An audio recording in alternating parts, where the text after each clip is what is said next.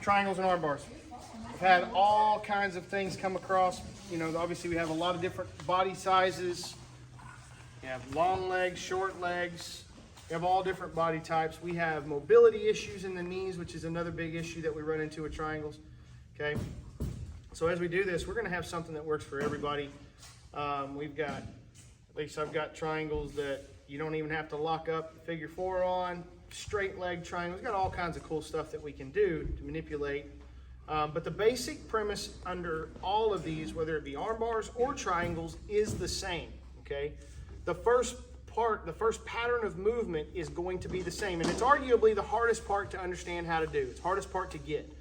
So I'll run you a little bit of history. When I first started, so we're talking circa 5-ish,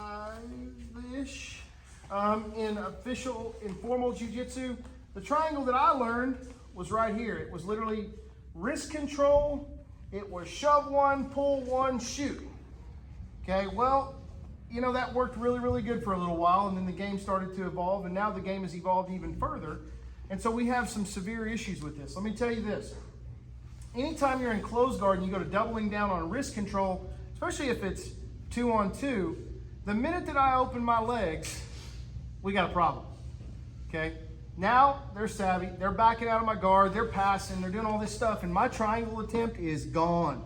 Okay, so I'm gonna tell you right now, unless you are super, super long-legged, and you can sneak one of these in here just like holding here, push, pull, bang, and you're there, you better be super, super fast, and you better be rock solid on your triangle technique, because you're gonna miss it, all right?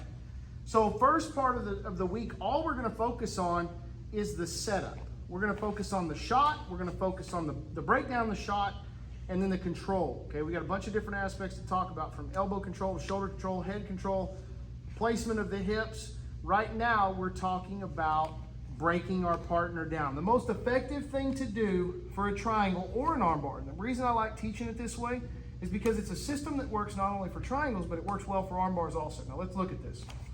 So, your typical hand placement, tactical hand placement in jiu-jitsu is going to be high-low. What does this one keep? What does this one serve? Purpose of what? Posture. Keeping him sitting up. Okay, it does two things. Keeps him sitting up, but it also does what? Keeps my chest down. Keeps me from hitting that nasty upsweep that everybody hates to get caught by, right? What does this one do? Controls the hips. Keeps these hips down, because you understand in jiu-jitsu, when the hips come up, right, that's when you're in danger. For many things, whether it be closing this distance here for an armbar, or whether it be if I get my hips up, I gotta have my hips up to shoot to my diamond position. We'll talk about that. But it also serves to give him some stability, some vertical stability. So this needs to get gone. Now, in years of old, the first thing we do is we start trying to move this hand off, and the second that I move it, what's he do? Puts it right back on. So it becomes a hand fight, and yes, there is a moment here when I do this that he's open and I can get here, but let's understand a couple things. The minute that my guard opens up and I've got to reel something in and shoot it out and catch, that's a lot of work, okay? And they better be kind of sleeping at the light if I'm gonna catch them. It's very difficult. I much prefer to break my opponent down and then start separating his arm from his hip. So another thing, we need this long, okay? We need one long and we need one short. So we need one in, one out. For every triangle, we need this. We need a hand completely out, a hand completely in, and this nice seat-belted position right here. We gotta have this.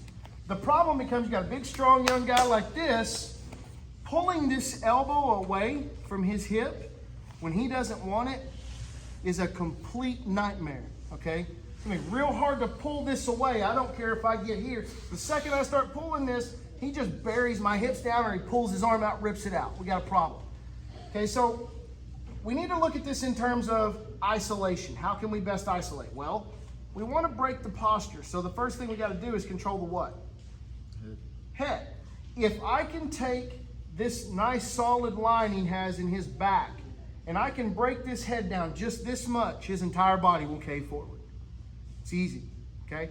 But if he's allowed to sit back with perfect posture, nice bracing, and I can't do anything with this, we got an issue, okay? So the first step, very first step, you good? Yeah, you're resting all your weight on that. I'm gonna switch. The very first step that we have to do here is we've got to clear the obstructions. Okay, for just a second. Now we're not undoing our guard, so the concern here is not there. If I'm not undoing my guard, clearing these obstructions out of the way, clearing myself a pass to get chest to chest is not a problem. So I want to get chest to chest, but I want to make sure that my guard stays closed while I'm doing this. Okay. So if he's got good posture and he's sitting way back, and I start clearing these obstructions, now rest assured, I'm not just going to kick it off because he's just going to put it right back. So once I clear one, I may stick with it for a second, then I'm going to work my knee inside, and then I'm clearing this one. And we're hand fighting, and there's many points in a match where we see ourselves kind of like this. Once I get those obstructions clear and this down the middle lane is open, I'm going to shoot in and I'm going to try to get chest to chest with this guy. Now, if he's still back, I may have to kind of shoot up, get head control, and then start working myself inside. I like to get to the seat belted position first for a number of reasons. Just stay right here. Because with an underhook, the next part accomplishes kind of like a hydraulic splitter, right? It's going to split this all open if I do this next part right. And then I can seek my underhook, my overhook on my other side. So this is an entire system. So we're focusing on this part right now. Body control, chest to chest. Now we're going to get separation. Here comes that hydraulic separation of the arm. What I want to do is I want to get him like this. I want him like this. As close to this as I can get him, okay? But it's going to be a big, strong guy. It's going to be real hard to pull his arm and get him all the way like that. So I'm going to use essentially body power, hydraulic power, like a hydraulic press to get him open like that, right? So I'm down like this. This arm is under here. So now we're going to start creating some separation, but I'm not going to do it by putting my legs down, because if I put my legs down, he reaches back here and pins my shin and he hops over. Nasty. It's not good. I'm not going to put a foot in a hip because he just grabs my shin, kills it. Next thing you know, he's got this really beautiful pass system that we like to work going right here. And then I'm a highlight reel. I don't want that either. I need to keep my legs up in his back to where he cannot reach behind his back and grab anything. There's none of this happening back here, okay? So my legs are operating within this zone. So the first thing we're gonna do for a drill, we're gonna lock down this. We're gonna do this. It looks stupid as hell. We're gonna do it. There's a reason why. We're gonna do this for a minute solid. Here, here. Working the hips. He's gonna have to readjust because the more I do this, the more I'm kicking his knee out from under me. 1 minute, right here. You don't realize how important that movement is, but it's massively important. Probably one of the most important maneuvers you can have from closed guard is the ability to do this. Okay, we're not even adding the second part yet. Let's get it done. 1, 2, 3.